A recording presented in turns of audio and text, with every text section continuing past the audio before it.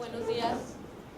Cuando el doctor Shinji me dijo que si podíamos presentar en el estudio en el que habíamos estado trabajando, yo no estaba segura qué tanto podía integrarse en un seminario de antropología visual. No es mi área, me estoy poniendo ahí un poco al tanto con la presentación. Sin embargo, estaba viendo que, dado que nuestro estudio, aún sin ser un estudio de análisis de contenido, tenía que ver con la manera como las mujeres se acercaban a las representaciones de los medios audiovisuales, dije, bueno, pues igual podemos compartirles algunos de los hallazgos que encontramos que nos permiten explorar un poco la manera como estas representaciones mediáticas de contenidos de radio y televisión ayudan a las mujeres a crear su imaginario, su identidad de género, la manera como se relacionan con la realidad y la manera como se construyen ellas mismas. El estudio, como les comentaban, es un estudio que el doctor Hirai estuvo encabezando. Fue un estudio encargado por el IFETEL como parte de un compromiso del gobierno mexicano a una campaña de ONU Mujeres, que es He4She, en donde se busca que los hombres y los niños luchen o apoyen la causa de la igualdad de género en favor de las mujeres y de las niñas. Parte de este compromiso era generar investigación acerca de la situación de las mujeres, de la construcción de género, y por eso este estudio en donde tratamos de explorar la manera como las mujeres mexicanas ven la televisión, escuchan la radio y cómo integran esos contenidos en su vida cotidiana. Para empezar, vemos que el papel de los medios de comunicación se discute mucho en relación a la manera como ayudan a construir la realidad, y dado que en un mundo como el que nos toca vivir, en donde muchas de las instituciones tradicionales como la familia, como la nación, como incluso la profesión han perdido esa fuerza que tenían anteriormente, los medios de comunicación están ocupando un espacio importante en ayudar a construir estos imaginarios, en darnos una visión de cómo es la realidad, porque a veces tenemos más contacto con ellos o les creemos más que incluso a la gente con la que convivimos, ¿sí? Entonces, viendo esto y tratando de analizar el fenómeno de la comunicación desde la perspectiva de género, se diseñó el estudio con dos propósitos. Por un lado, acercarnos a la manera como las mujeres consumen e interpretan contenidos de medios audiovisuales, por un lado, y por el otro, conocer la perspectiva de las mujeres que trabajan en las industrias de medios y en las industrias de nuevas tecnologías acerca del papel que tienen estos medios en la construcción de la identidad de género. La recolección de datos y el análisis lo hizo el CIESAS. Estuvimos encabezado el equipo por el doctor Hirai y fue un estudio muy rico, ¿sí? ¿Por qué era importante un estudio como el presente? En primer lugar, porque vamos a encontrarnos que hay pocos estudios acerca del tema de las mujeres y los medios. Aquí en México, un estudio como el que les voy a presentar no se había hecho por la amplitud geográfica, por la diferencia de técnicas que empleamos, por el acercamiento de género, que por lo regular no es tan común en estos estudios. Vamos a ver también que en los estudios culturales, específicamente en los estudios de recepción, hay un resurgimiento del interés por los estudios de género que habían quedado un poco olvidados desde el 2000 aproximadamente. Todavía en el 2005 hubo ahí algún libro interesante, pero como que habían quedado fuera del interés por la llegada de las nuevas tecnologías, porque nos empezamos a interesar por las redes sociales, por internet. Entonces los medios tradicionales y los estudios de género como que habían quedado un poco relegados.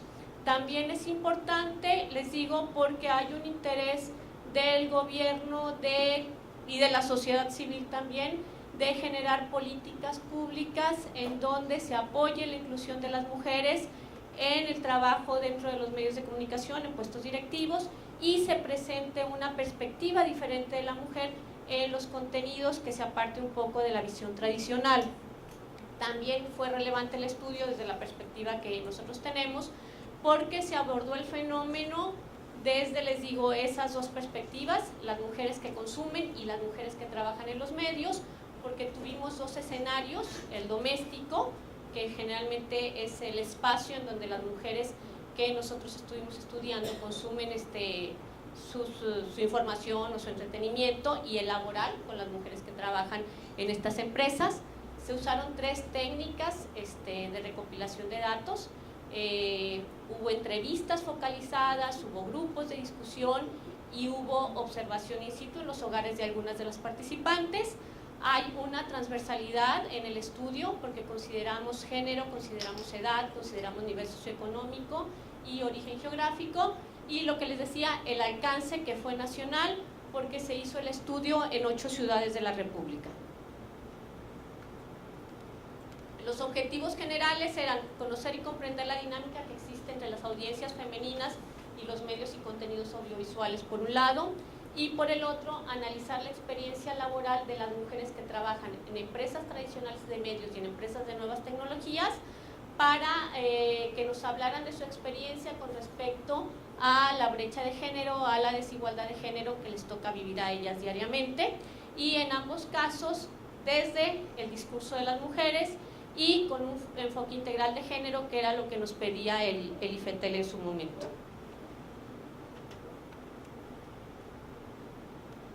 El marco teórico está alrededor del concepto de género, ¿sí?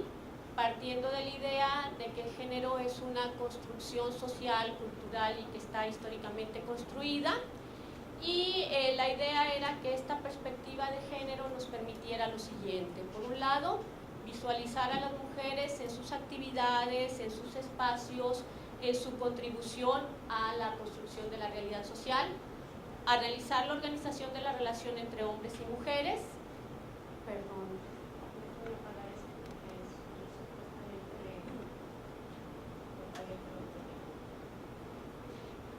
También evidenciar cómo y por qué los fenómenos sociales están atravesados por relaciones de poder y desigualdad entre los géneros; explicar la distribución diferenciada desde la perspectiva de estas mismas mujeres en cuanto a las cargas y beneficios que tienen tanto en el ámbito doméstico como en el ámbito laboral, y tratar de identificar causas de desigualdad, de injusticia y de jerarquización de las personas basadas en el género. Algunos de los conceptos que estuvimos utilizando para el marco teórico son estos: identidad de género, desigualdad de género, roles de género, empoderamiento, sororidad, representación social de género, ciclo de vida, público-privado, techo de cristal para el ámbito laboral, y nos ayudaron estos conceptos a interpretar los hallazgos que encontramos en el trabajo de campo. En cuanto a la metodología, les decía, tuvimos dos sujetos de estudio: audiencias femeninas de radio y televisión. Aquí estuvimos trabajando con dos grupos etarios, que eran mujeres de 25 a 34 años de edad y mujeres de 45 a 54 años de edad. En ambos casos consideramos dos grupos socioeconómicos, utilizando la clasificación que hace la Asociación Mexicana de Inteligencia de Mercado y Opinión. Nosotros juntamos el nivel A, B, C+, y dijimos, bueno, esta va a ser clase alta, y el D+ y el D, y dijimos, esta va a ser clase baja, ¿sí? Para ver si había tanto consumo como interpretación diferenciada dependiendo de la edad y dependiendo del nivel socioeconómico. En el caso de las mujeres que trabajaban en la industria de medios audiovisuales y tecnologías, fueron mujeres que estaban en puestos gerenciales, que tenían niveles directivos y que por lo tanto tenían capacidad de tomar decisiones. Y el estudio de las mujeres, las entrevistas se hicieron en Monterrey, Guadalajara, Puebla, Tijuana y Tuxtla Gutiérrez, mientras que los grupos de discusión y las observaciones se hicieron en la Ciudad de México, Ciudad Juárez, Guadalajara, Mérida, Monterrey, Tijuana, Tuxtla Gutiérrez y Veracruz.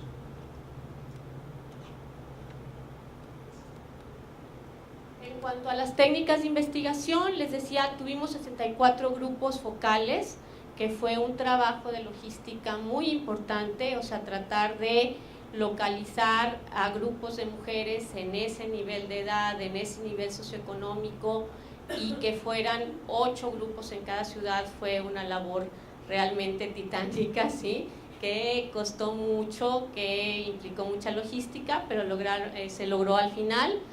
De esos 64 grupos de discusión, se elegían mujeres que hubieran participado y se les pedía que si se podía hacer observación en sus casas para contrastar lo que nos habían dicho los grupos de discusión contra lo que estaban viviendo ellas en sus hogares.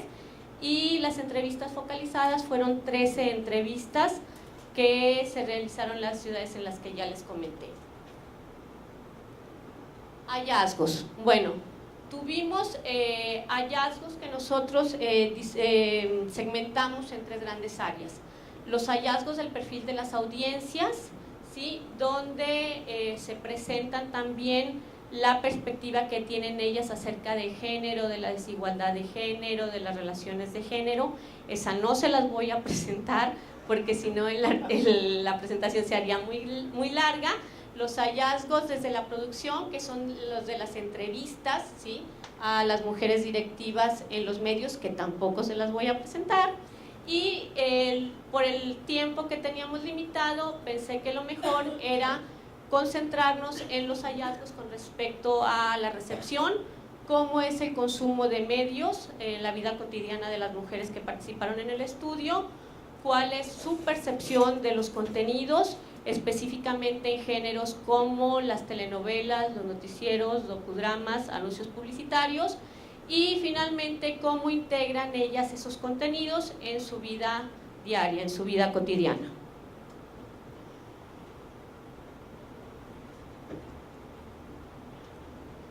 En cuanto al consumo de medios, vamos a encontrarnos que, como otros estudios que ya se han hecho, vimos que el consumo de medios que hacen estas mujeres se integra mucho en sus rutinas cotidianas.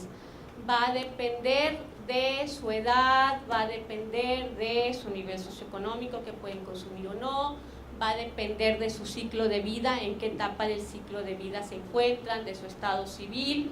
Entonces, aquí nosotros hicimos una diferenciación clave para nosotros al momento de analizar los hallazgos y hablamos de 2 grandes perfiles, la mujer dedicada al hogar y la mujer doble jornada, ¿sí?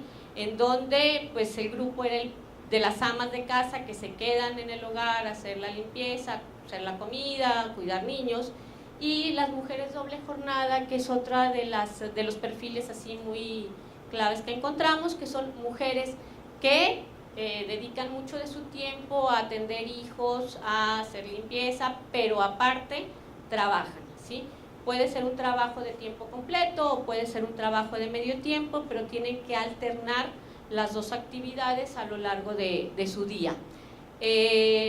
Vimos también que la selección de los programas depende en buena medida del horario en el que se exponen, de si trabajan o no y de cuál es su nivel socioeconómico.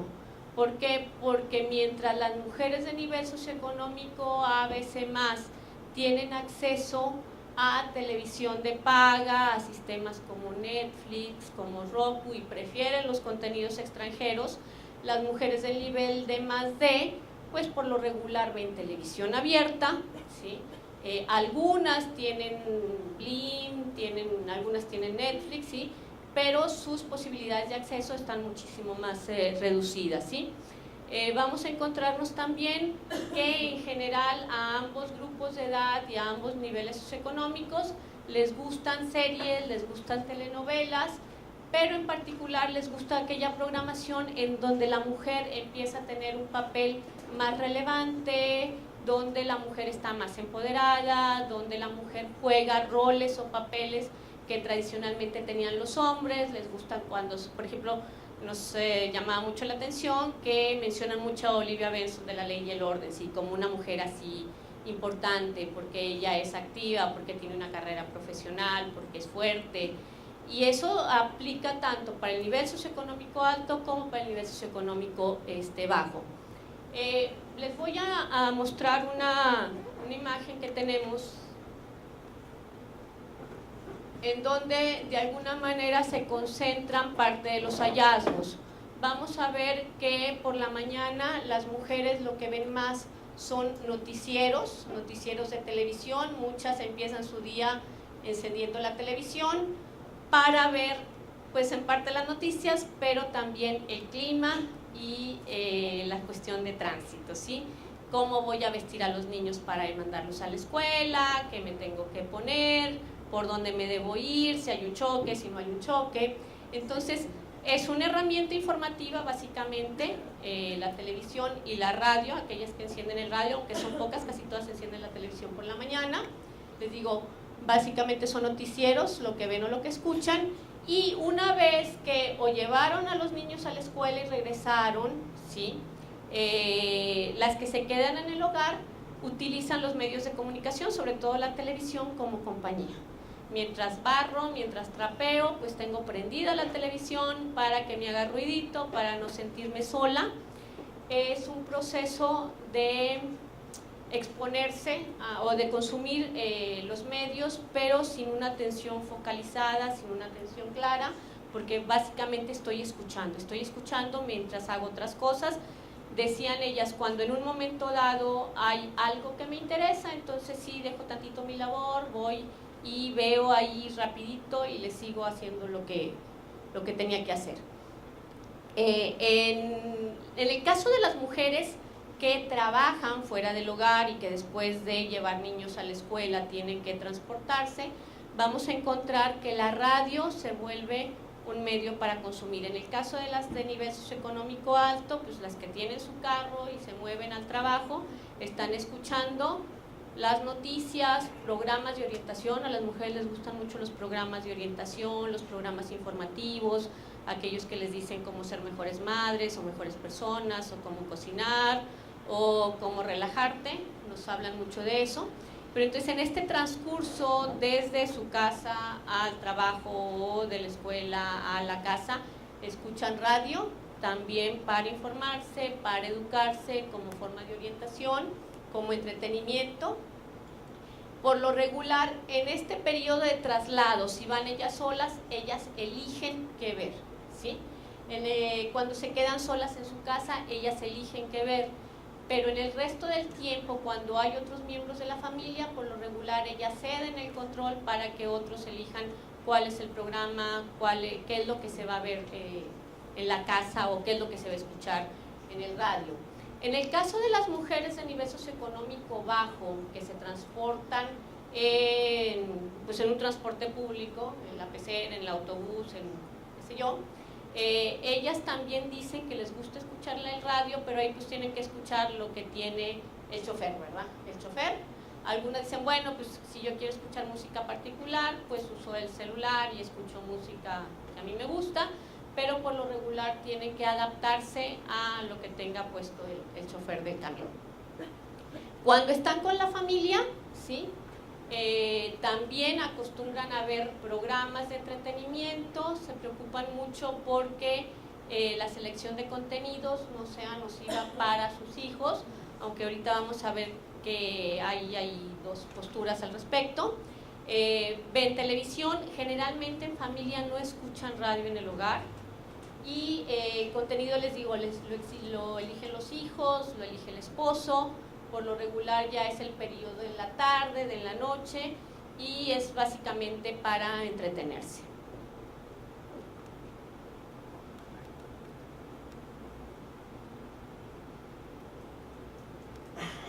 En cuanto a las representaciones femeninas, que sería la parte medular del estudio, ¿qué es lo que ellas ven, qué identifican, cómo se lo apropian y de qué manera se relaciona esto con su identidad de género?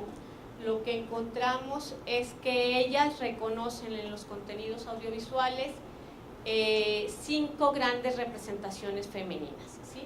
Por un lado, lo que ellas llaman la mujer inteligente y preparada. Estamos hablando de figuras femeninas que generalmente aparecen en los noticieros de televisión, que muchas veces son las titulares de estos noticieros, que se desempeñan desde la perspectiva de ellas igual o mejor que los hombres, y que han hecho su carrera a base de esfuerzo, de preparación, de solucionar problemas. Nos hablan de casos como el de Carmen Aristegui, que casi salía mencionada en todos los grupos de discusión, la oyeran o no la oyeran, ¿verdad? De Denise Merker, de Marta de Baile, de Adela Micha. A nivel local, María Julia Lafuente pues es ídolo, ¿verdad? Y también la consideran como una mujer inteligente y preparada, ¿sí? Está la mujer profesionista exitosa, ¿sí? Que esta mujer es una figura femenina que es independiente, que también ha hecho una carrera, incluso en los medios, que ocupa una posición clave como conductora de programas de televisión. Adoran a Andrea Legarreta y a Galilea Montijo, ¿sí? Especialmente en el nivel de más, ¿sí? Son sus ídolos porque son mujeres que trabajan, pero que al mismo tiempo saben ser madres, que están bonitas, bien cuidadas, de buen cuerpo, las ven con sus hijos en los anuncios, entonces consideran que son así como que profesionistas exitosas que han sabido manejar esta doble jornada, que muchas veces es la situación de ellas, ¿sí? Está la mujer de familia o mujer completa, que es una mujer tradicional, ¿sí? Que cuida a sus hijos, que hace la limpieza, que atiende al esposo, que se mantiene bien, y por lo regular son personajes de telenovelas y series a la que identifican con esta mujer de familia. Si me haces favor, Cindy. Está después la mujer sufrida o abnegada, que es una mujer violentada, que es una mujer sumisa, que depende del hombre, ¿sí? Ellas identifican estas figuras en las telenovelas y en los docudramas. En el nivel D más D vamos a encontrarnos que programas como Lo que callamos las mujeres, La Rosa de Guadalupe, Lo que dice el dicho, son sus programas favoritos, e incluso te dicen, es que yo cuando estoy viendo ese programa no quiero que me molesten. Si vienen y me dicen, oye, no, este es mi programa, déjame verlo, ¿sí? Entonces, ahí ellas identifican esas mujeres sufridas, abnegadas, pero vamos a ver que aunque saben que están ahí, no son sus modelos. Y finalmente está la mujer objeto sexual, que es esa figura femenina que aparece, por ejemplo, en la sección del clima, muy escotada, muy pegada, ¿sí? Que ellas dicen, bueno, es que ella lo que vende es cuerpo, no tiene capacidad, no tiene inteligencia, entonces tampoco les es muy atractiva. Podemos ir al siguiente. ¿Con quién se identifican? Ellas se identifican con las mujeres profesionistas exitosas, ¿sí? Que son fuertes, que son independientes. En casi todos los grupos de discusión, cuando hablábamos con ellas, decíamos cómo debe ser la mujer, y su palabra favorita era luchona, ¿sí? Las mujeres son luchonas, que para ellas significaba que las mujeres sacan fuerza de donde sea para solucionar problemas. Les decía yo que en lo personal me llamó mucho la atención la imagen tan deteriorada que tienen las mujeres de los hombres, ¿sí? La imagen masculina está sumamente deteriorada, especialmente entre las mujeres adultas de nivel socioeconómico bajo. Creemos que porque son mujeres que ya han pasado infinidad de problemas, que han salido adelante, algunas ya iban en segunda vuelta o estaban divorciadas o las había dejado el marido, y sin embargo ellas habían sacado adelante a su familia. Entonces por eso esta idea de la mujer luchona, la mujer que puede salir adelante pese a las dificultades, pese a no tener a un hombre a un lado. Entonces sí, era interesante, que es la parte de hallazgos que no les estoy presentando, como decían, es que los hombres, las mujeres son más inteligentes, las mujeres son más responsables, las mujeres son más casi todo, ¿sí? Y entonces la imagen masculina sí se ve muy deteriorada. Una compañera de CIESAS decía, bueno, porque decíamos, bueno, son empoderadas. No solo ahí, no me perdí. Sí. ¿El deterioro tiene que ver con la falta de atención a los comentarios sobre lo masculino o más bien si hay comentarios directos sobre ese deterioro? No, hay comentarios directos en el sentido de que ellas dicen los hombres no son inteligentes, los hombres no son fuertes, los hombres no son luchones, o sea, la mujer es más responsable, la mujer, por ejemplo, se mencionaba mucho que los hombres tienen una incapacidad para hacer dos cosas al mismo tiempo, mientras que ellas se asumen como multitasking. Ese es otro de los rasgos importantes que ellas identifican como parte de la identidad femenina, que las mujeres pueden hacer múltiples actividades al mismo tiempo, mientras que, como dice el chiste, ¿verdad? Los hombres, si mascan chicle y caminan, no se caen, no se lo tragan. Esa es un poco la perspectiva de ellas, de verdad. O sea, esa es la perspectiva de ellas, que, digo, habrá sus excepciones, no lo dudo. Y habremos mujeres que no podemos dividir la atención, pero es una percepción muy generalizada, que ellas, si se presenta un problema, pueden solucionarlo, mientras que los hombres ante un problema se decaen o no saben qué hacer. Es la manera como ellas lo ven, ¿verdad? Es como ellas lo perciben. Ahora, entonces les digo, la mujer profesionista, exitosa, se vuelve un elemento aspiracional, ¿sí? Porque ellas consideran que esas mujeres son inteligentes, son preparadas, han sabido solucionar los problemas, han sabido de alguna manera ocupar un espacio que ella siente que le corresponde a la mujer. También la mujer inteligente y preparada, que es la que cumple doble jornada, les digo, Andrea Legarreta y Galilea Montijo se convierten aquí en íconos para ellas, María Julia Lafuente, porque están casadas, pero aparte trabajan y son exitosas y la gente las reconoce, etcétera, etcétera. Es luchona, lo que les decía, sabe sobrellevar los obstáculos. Por ejemplo, hablaban de la telenovela de La Senadora, no sé si alguien la ha visto,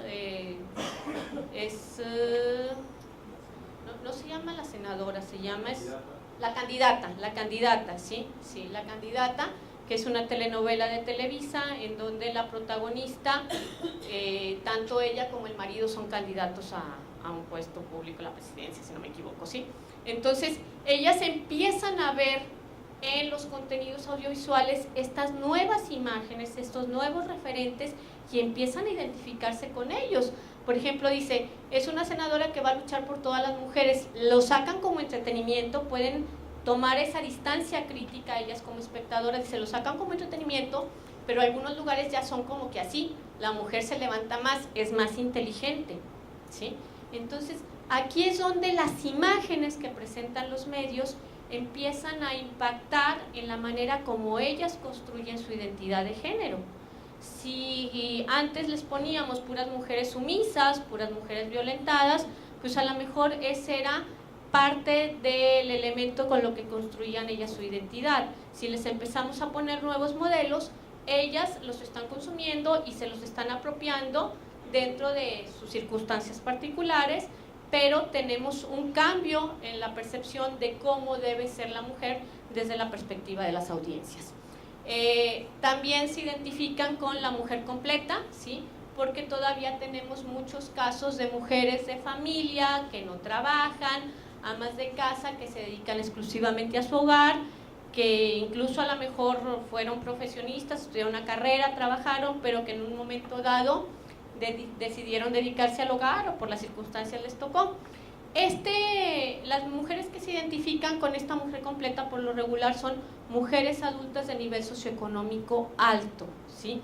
Que están en su casa, muchas tienen ayuda de una muchacha de servicio, y nos llamaba la atención que ellas les dicen a sus hijas, ten cuidado cuando elijas tu carrera, fíjate qué vas a estudiar, porque tu principal responsabilidad van a ser tus hijos, entonces elige una carrera en la que puedas compaginar tu vida laboral con tu vida familiar, ¿sí? Para ellas sí, lo más importante sigue siendo ser madres de familia. ¿Me ayudas, sí? ¿Con quiénes no se identifican? No se identifican con la mujer que ellas llaman objeto sexual, las muchachas de clima, las muchachas que aparecen, por ejemplo, también en los noticieros deportivos, las muchachas que aparecen en algunas narcoseries, ¿sí? que las ven con una minifalda muy corta, muy escotadas, tratando de ser el objeto de deseo de los hombres. Entonces no se identifican con esas mujeres, o las muchachas que aparecen en los anuncios publicitarios. Tampoco se identifican con la mujer sufrida, la que, pues sí, a la que el hombre maltrata, la que sufre de acoso, de violencia de cualquier tipo, y vamos a encontrarnos aquí una diferencia importante de interpretación entre los diferentes niveles socioeconómicos. Por ejemplo, las mujeres de nivel alto dicen que estas representaciones de mujeres sufridas no son de alguna manera una visión de la realidad. Dicen, no, eso no existe, eso es falso, ¿sí? Ese es su discurso. Mientras que las mujeres de nivel bajo consideran que en realidad lo que aparece en lo que dice el dicho, la Rosa de Guadalupe, lo que callamos las mujeres, es una representación fiel de la realidad, porque ellas conocen casos o incluso han padecido ese tipo de violencia, ¿sí? Por ejemplo, una de las mujeres decía, yo siento que como dice el dicho y la Rosa de Guadalupe, son casos de la vida real, es lo que estamos viendo en los adolescentes, en los papás adúlteros y en todo lo que se ve a diario, ¿sí? Entonces, esta manera de acercarse a los contenidos audiovisuales, apropiárselos, interpretarlos, pues es un material bien rico porque nos habla del papel que juegan los medios en la creación de estos imaginarios. Ahora, yo soy del área de comunicación y siempre hacemos la acotación de que en algunas ocasiones pensamos que los medios tienen una influencia directa, una relación causa-efecto directa, y no es así. Vamos a encontrarnos que los mensajes de los medios empiezan a tener efecto después de periodos prolongados de exposición, ¿sí? O sea, no es de que juego un videojuego violento y me voy a hacer violento, no funciona así. O sea, si continuamente estoy jugando videojuegos violentos, incluso a lo mejor no me vuelvo violento, pero me vuelvo un poco insensible a la violencia. Entonces, sí estamos encontrando que estas imágenes pueden impactar en la manera como crean ellas sus imaginarios, pero no es una cuestión de un día para otro, es una cuestión que toma tiempo, o sea, lo que llamamos teoría del cultivo, ¿sí? En general, lo que tenemos es un continuum de aceptación y rechazo de estos modelos, en donde la mujer objeto sexual es con la que menos se identifican, luego con la mujer abnegada y violentada, a pesar de que algunas han sufrido esa violencia. Está luego la mujer madre de familia, ¿sí?, que muchas ocupan esta posición, pero en realidad sus aspiraciones se corren hacia la mujer con doble jornada, pero que es exitosa, y a la mujer profesionista inteligente y preparada que ellas identifican en los medios.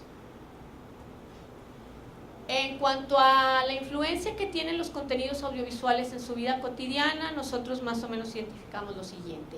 Hay una influencia positiva en la construcción de su identidad de género a partir de ciertas imágenes que se presentan en los medios, especialmente las imágenes más nuevas. O sea, estamos hablando, les digo, de esas comentaristas que ocupan la titularidad, de esas comentaristas que ahora son las principales, que no son el acompañamiento del hombre, que no son el adorno que está a un lado, ¿sí?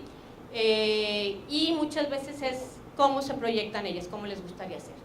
Está también la influencia positiva de los docudramas, que les digo, lo que callamos las mujeres o lo que dice el dicho, son programas favoritos del segmento de demás, y ellas consideran que estos programas les sirven mucho. O sea, para ellas son programas educativos porque la problemática que se presenta y las soluciones que te dan les sirven a ellas para solucionar problemas que son similares a los que presenta el capítulo, ¿sí? Entonces, sí consideran, o sea, en cierto segmento dicen, ay, qué mugrero de programas. Pues para ellas son programas de orientación, son programas muy importantes, son referentes, porque al final, o sea, les presentan la problemática, pero les dicen, si sufres violencia intrafamiliar, pues ve al centro de atención X o Y, ¿verdad? Entonces les dan esos tips que les sirven mucho. Hay una influencia positiva también en la cuestión de su construcción de género como amas de casa. Muchas hablan de que les gustan aquellos programas de radio en donde les dan consejos, en donde les dicen cómo ser mejores cocineras, cómo ser mejores esposas, cómo ser mejores madres, ¿sí? O donde les dan consejos sobre cómo solucionar un problema con la Comisión Federal de Electricidad o con agua y drenaje, problemas de la vida cotidiana que ellas tienen que solucionar. Entonces, estos programas de orientación personal o informativos les sirven mucho desde su perspectiva, las ayudan a ser mejores personas, mejores madres. Hay una influencia positiva del uso de Internet en la vida cotidiana. Las nuevas tecnologías no las abordamos mucho porque a Lifeta le interesaba sobre todo radio y televisión, que son los medios más consumidos. Tocamos algunos puntos del Internet y en el caso de las mujeres del nivel socioeconómico A, B, C+, vamos a encontrarnos que ellas dicen que el Internet les ayuda para estar comunicadas con la familia, les ayuda para sus negocios, porque muchas tienen páginas de Facebook en donde van a promocionar sus productos, que les ayudan también para conseguir información, para hacer la tarea con sus hijos, cuando hay algún tema que les interesa. La influencia negativa la ven sobre todo, por un lado, en la manera como se presentan las mujeres en ciertos programas, en los anuncios, un imaginario o un estereotipo físico que dista mucho de lo que son ellas. Dicen, es que bueno, ponen pura güera alta y pues nosotros somos chaparras, morenas, ¿verdad? Entonces, esa imagen que les ponen de que debe ser así, debe ser delgada, debe ser güera, ¿verdad?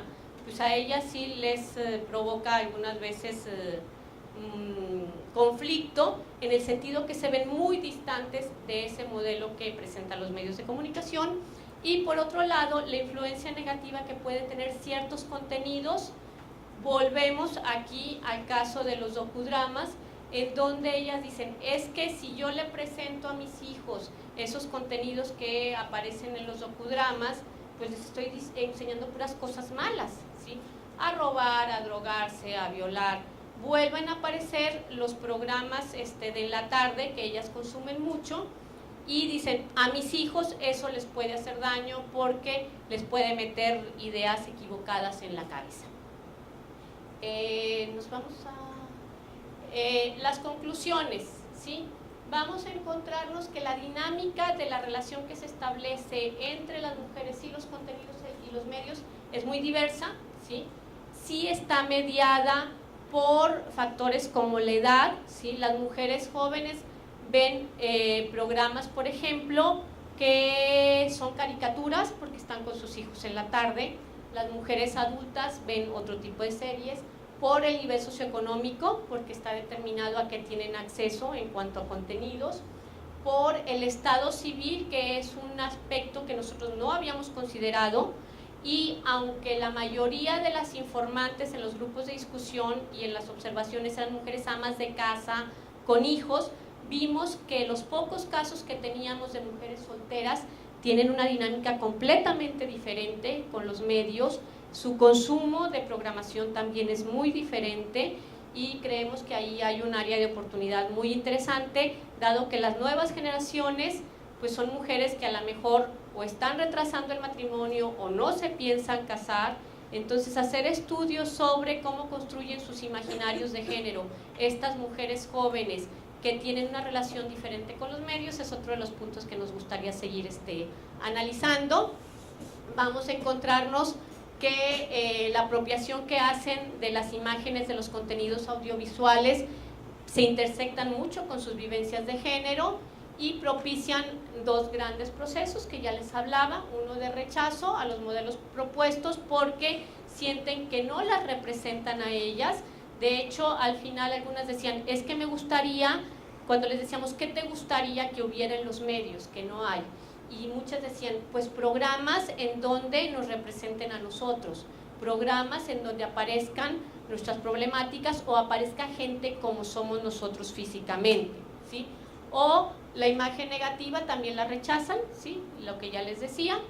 En cuanto a la identificación, ellas se están identificando con roles de mujeres que se alejan del patrón tradicional, buscan modelos de mujeres más empoderadas, de mujeres que les sirven de aspiración. Incluso veíamos que en algunos casos nos hablaban de personajes como el de la Reina del Sur o como el de Rosario Tijeras, que aún siendo personajes que tienen una connotación negativa porque son narcotraficantes, están ocupando el papel poderoso que tenía el campo anteriormente, ¿sí? O sea, ellas son ahora las fuertes, ellas son ahora las poderosas, ¿verdad? Entonces, ahí también tenemos un desplazamiento de los roles tradicionales hacia roles más empoderados, más fuertes. Vamos a encontrarnos también que, dado que muchas tienen que trabajar y tener una vida familiar, pues están buscando también identificarse con esos roles de mujeres doble jornada, pero pues obviamente mujeres doble jornada que aparentan ser exitosas y que a pesar de la carga que supone trabajar todo el día y llegar a mi casa, seguir haciendo la limpieza, pues me veo bonita, arreglada y feliz, ¿verdad? Con un matrimonio de revista, entonces buscan también eso. Y vamos a encontrarnos también que cuando tienen acceso a contenidos extranjeros en televisión de paga, prefieren esos contenidos porque sienten que la manera como se presenta la igualdad de género es diferente, sienten que hay más igualdad en los contenidos extranjeros, en los programas norteamericanos, entonces si tienen oportunidad prefieren eso, pero sí, de alguna manera las telenovelas pierden un poco del atractivo que tenían, aunque muchas reconocen que ha habido un cambio en la manera como se están manejando los contenidos de las telenovelas, que ahora presentan situaciones más cercanas a la realidad, que presentan casos de mujeres más fuertes, más empoderadas, y lo perciben ellas y les gusta, ¿sí? Una conclusión también en el caso de la parte que no les presenté de las mujeres que trabajan, hay un reconocimiento de la importancia de que las mujeres ocupen más puestos directivos en las empresas de creación de contenidos y en las empresas de nuevas tecnologías, porque ellas pueden incidir favorablemente en la creación de estos nuevos contenidos, en políticas en donde la mujer pueda tener mayor libertad de acción, de toma de decisiones. Entonces sí, las mujeres que trabajan en los medios nos contaban todas las dificultades que enfrentan como mujeres en su labor diaria, la discriminación, la dificultad para que les hagan caso, la disparidad de salarios, ¿sí? Pero hablan también de la sororidad, de esa posibilidad que hay de apoyo entre las mismas mujeres del gremio para tratar de impulsar políticas de género más equitativas. Pues eso es lo que yo quería compartirles hoy, no sé si haya preguntas.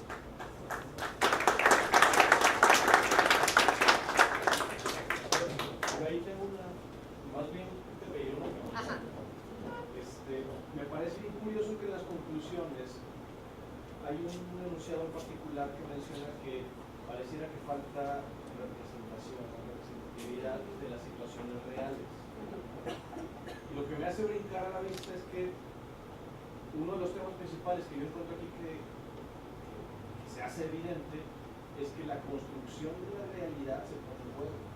Porque al principio mencionabas que algunas de ellas se sentían identificadas con las situaciones que pasaban en las programaciones, pero al mismo tiempo hay quien dice, no, pues que le falta representatividad. Entonces mi pregunta es, ¿no será que también el asunto del formato televisivo al momento de generar ficción de situaciones que se supone que son reales, podría estar como de alguna manera jugando este rol de poner en duda que lo que pasa ahí realmente sucede? Sí, en el sentido de que, por ejemplo, el género de ficción, como pudieran ser las series, como pudieran ser las telenovelas, ellas lo sienten más distante, mientras que los dramatizarios unitarios sí sienten que las representan más, pero son programas que ellas ven como aislados. Ellas quisieran verse representadas en la telenovela, por ejemplo, ellas quisieran verse representadas en la serie, ¿sí? Porque nada más se ven representadas en el docudrama, que es un género que mucha gente ve incluso como de mal gusto por las situaciones que presentan, como puros problemas, puras tragedias. Entonces ellas nada más aparecen en los problemas y en las tragedias, ¿sí? En el caso de las mujeres de nivel socioeconómico bajo, mientras que no hay series en donde aparezcan bajitas, morenitas y exitosas, ¿sí? O sea, si es una ficción, vamos a encontrar a la muchacha alta, guapa, delgada, etc. Entonces, sí, la cuestión del género tiene incidencia, pero ellas lo que quisieran es verse más representadas en los programas de ficción, en la publicidad, ¿sí? O sea, porque dicen, pues cuando somos las mujeres mexicanas altas, güeras de ojos azules, como las que aparecen en los anuncios, pues no somos así. Fíjate que ahorita que iniciaste, ¿cuál es tu nombre? Consuelo. Ahorita que iniciaste, decías que no sabías cómo integrar. Sí, en realidad sí. La verdad es que tiene todo que ver en el ámbito nuestro. Y nada más digo, para conocimiento aquí de los compañeros, que algunos son daños de diferentes áreas, unos están en arte, otros en lenguaje audiovisual y otros en diseño. Yo estoy en el área de artes, diseño de artes y diseño. Nada más como referencia, por ejemplo, en la clase que se llama Crítica Estética del Diseño Gráfico. En esta clase yo hago, por ejemplo, una investigación sobre la imagen visual en la publicidad, la lectura, y en una ocasión estuvimos viendo, por ejemplo, sobre la mujer, entonces anuncios publicitarios sobre diferentes almacenes. Entonces hubo ahí una síntesis interesante que los estudiantes descubrieron, que era, por ejemplo, en el caso de Soriana, la imagen de amas de casa, amas del mundo.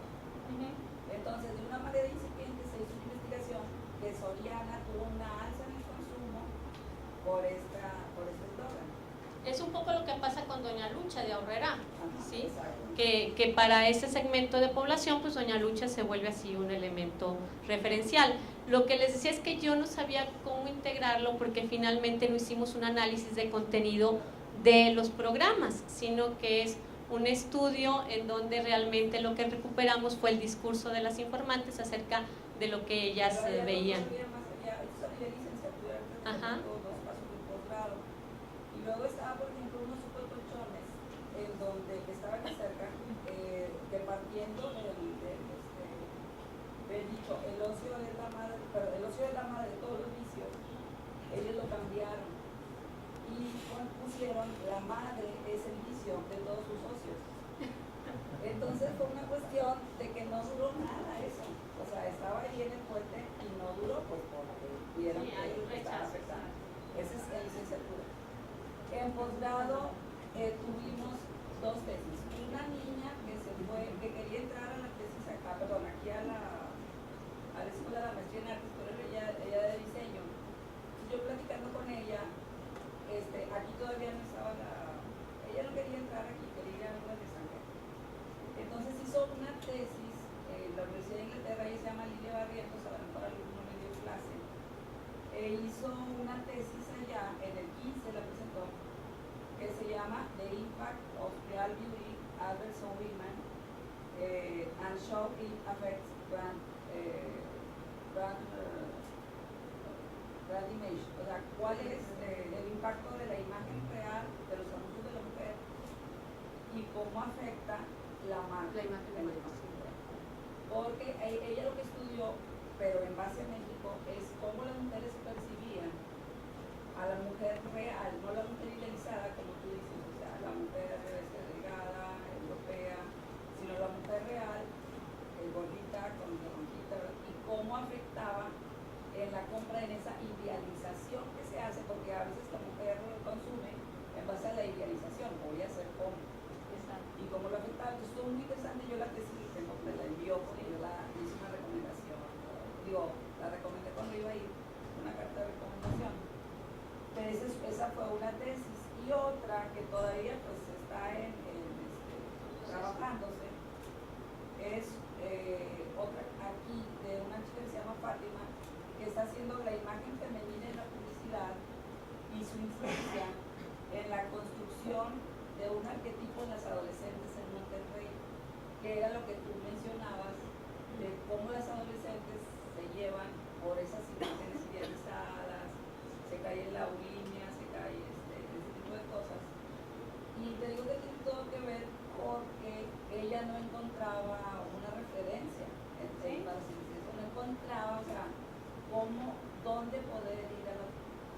encontrar datos, porque lógicamente era cualitativo.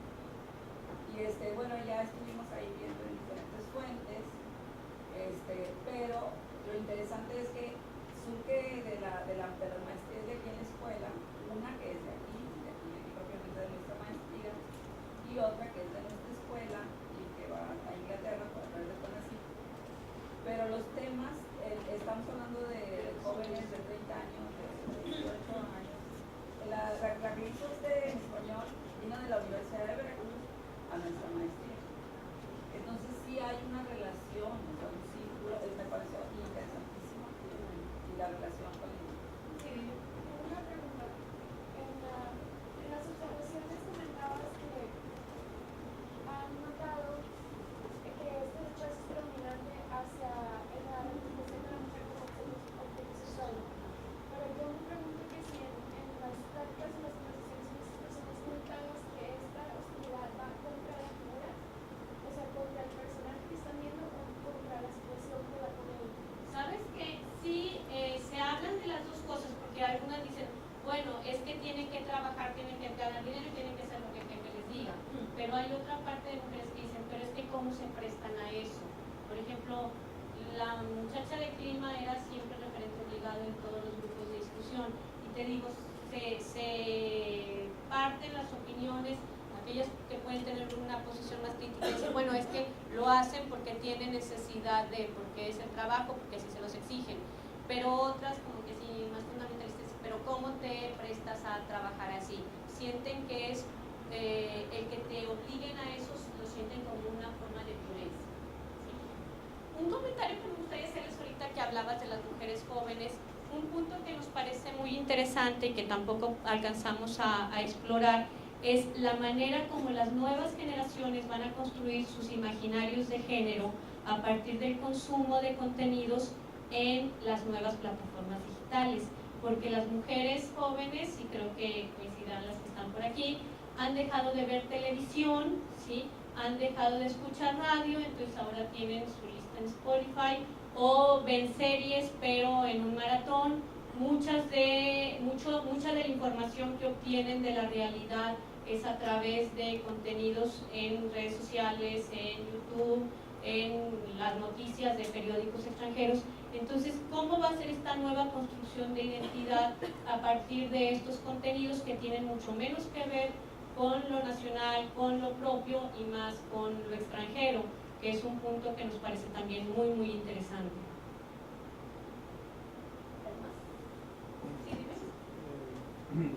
En referencia a eso, las nuevas revoluciones digitales frente a los medios de comunicación tradicionales, radio, televisión, prensa, que están siendo superados un poco por las nuevas redes telemáticas.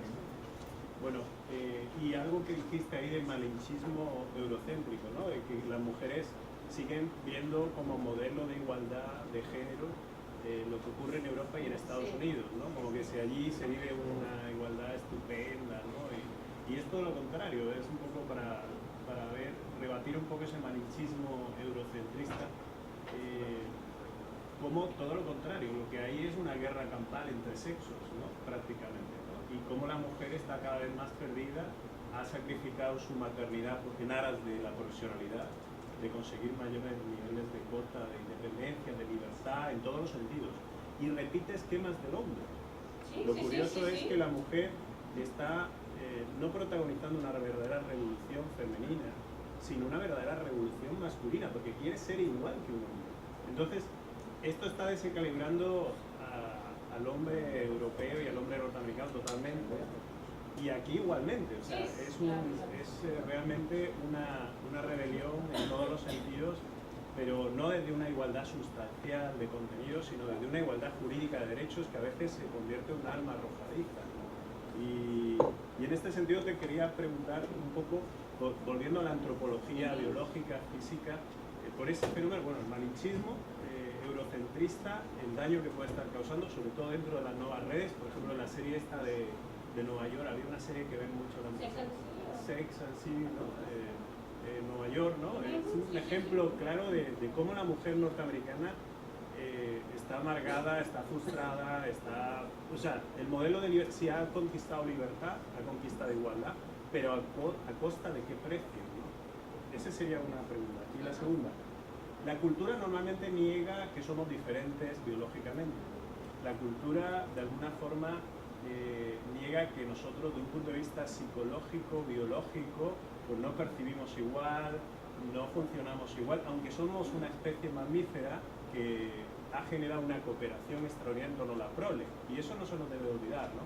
Es decir, dentro del proceso de hominización, de evolución biológica, como homínidos, Homo sapiens sapiens que somos, desde el Australopithecus hasta los Homo sapiens sapiens, hemos pasado por un proceso de cambios morfológicos, fisiológicos, y la cooperación y la empatía que hemos generado como cazadores, que hemos sido y seguimos siendo, aunque se nos olvide, porque nuestra cultura sedentaria obvia millones de años de evolución, y eso es una pendejada tremenda, pero ocurre.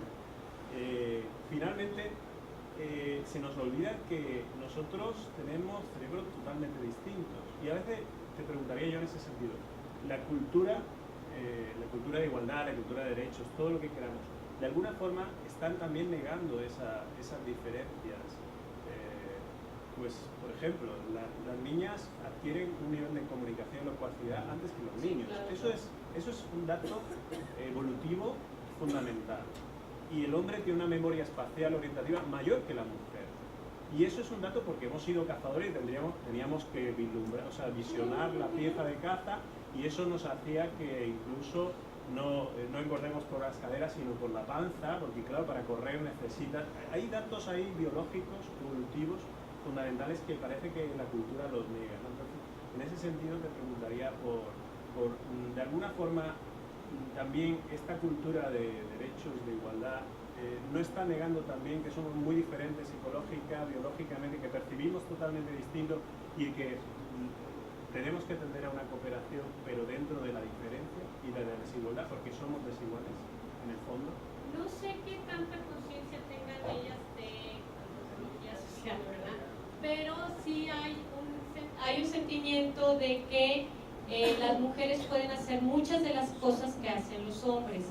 Creo que tendríamos que ser mujer en una posición de subordinación como la que viven las mujeres de nivel socioeconómico bajo en los países pobres o en los países menos desarrollados, para entender esta necesidad, a la mejor equivocada, de equipararse al hombre. Incluso en países desarrollados vemos que en los movimientos feministas la idea en algunos grupos feministas radicales no es ser iguales, sino incluso ser más, ¿verdad?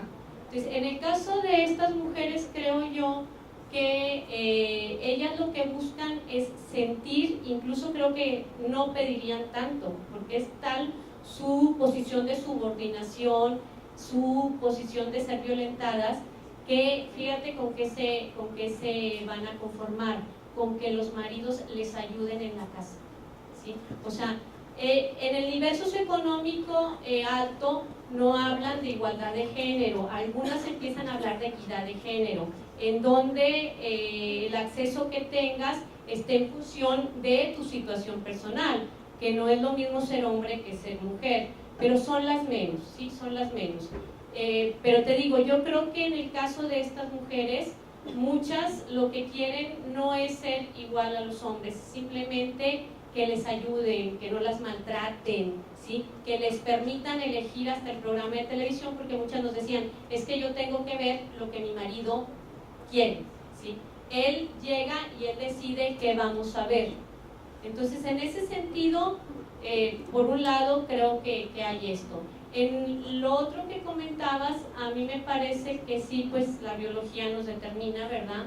Pero hay una relación, creo yo, ya es una opinión personal, muy estrecha con la cultura. El hecho de que los hombres se hayan desarrollado de esa manera al ser cazadores, podría llevarnos a preguntar, bueno, ¿y si las mujeres hubieran sido las cazadoras y no se hubieran tenido que quedar a cuidar a los niños, que pues biológicamente eso es lo que podemos hacer porque ustedes no pueden concebir, ¿sería diferente?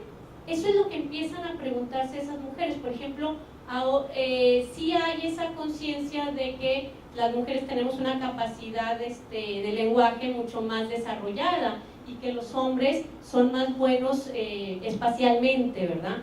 pero creo que en buena medida estas habilidades se han desarrollado por cuestión cultural también, o algunas, no todas, ¿sí? Entonces, yo pensaría que la cultura sí juega un papel muy importante a lo largo de siglos en la manera como nos vamos conformando. O sea, durante mucho tiempo a las mujeres nos han dicho que nacimos para ser madres porque somos las que podemos ser madres. Pero ¿qué pasa con todas las nuevas generaciones de muchachas que han decidido no ser madres? No dejan de ser mujeres, ni son menos mujeres que las que sí tenemos hijos. Entonces, es un punto bien interesante, pero pues ahí ya son opiniones un poco personales, ¿verdad? Porque no sé tanto. Les decía, yo de antropología visual no sé nada. Quería consultarle sobre el estudio, en qué soporte o de qué manera se hicieron los registros, por ejemplo las entrevistas que menciona, a la hora de hacer las intervenciones estas en las que fueron directamente a las casas, qué tipo de registro se realizó. En el caso de los grupos de discusión, todos están grabados, ¿sí? Todos fueron en salas en donde estaba la cámara, detrás del vidrio estaba la gente tomando notas, analizando lo que estaba sucediendo, enviándonos anotaciones o comentarios a los que estábamos como moderadores. Entonces todo eso está grabado. En el caso de las entrevistas, esas se hicieron, algunas presenciales, algunas por videoconferencia, están en soporte también de audio, casi todas. Y en el caso de las observaciones hay fotografías, no se las incluí, pero hay fotos de las colonias, de los hogares, del lugar donde está la televisión, de los espacios de las casas. En esa línea nada más, bueno, ya teniendo esa información, pienso que la manera en la que usted mencionaba cómo se puede unir o cómo tiene que ver esto, pues el estudio que está presentando pues tiene mucho que ver con un estudio antropológico, tal vez no necesariamente se hizo con esa visión. Ajá, pues sí. Y obviamente hay muchas discusiones con respecto a que si un estudio es antropológico, si lo hace un antropólogo o no. Pero en este caso, pues los resultados que está presentando de alguna manera muestran parte de la forma en que se podría unir realmente a la parte antropológica visual. En esta parte podría haber sido precisamente también mostrar ese material que de alguna manera es etnográfico, pero al poderlo analizar aquí en este espacio, pues generar esa explicación un tanto antropológica para poder cerrar con el ciclo de lo que está haciendo usted. Sí, para responder a su pregunta, es que el Instituto Federal de Telecomunicaciones buscó a CESAS una institución antropológica por dos razones.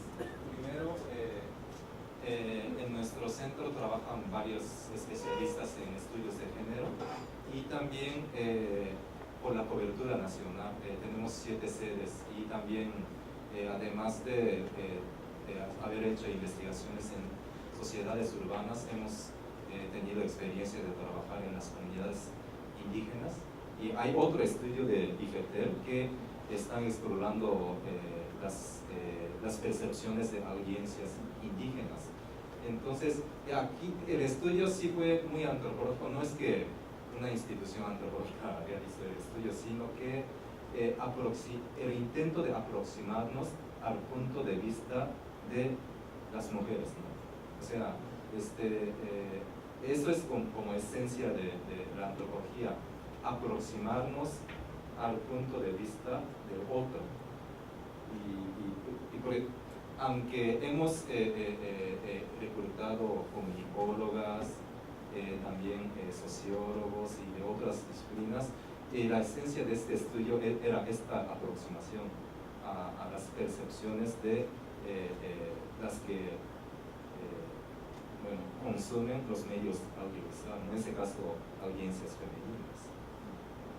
Lo bueno que de alguna manera pudimos hacer el match entre su área y la del estudio, porque les digo, sí tenía un poco de pendiente de que fuera a estar completamente fuera de contexto. No, al contrario, yo te agradezco infinitamente, de verdad, Consuelo. Yo, nada más para ir cerrando, creo que el asunto de la construcción de los imaginarios y la construcción de sus perfiles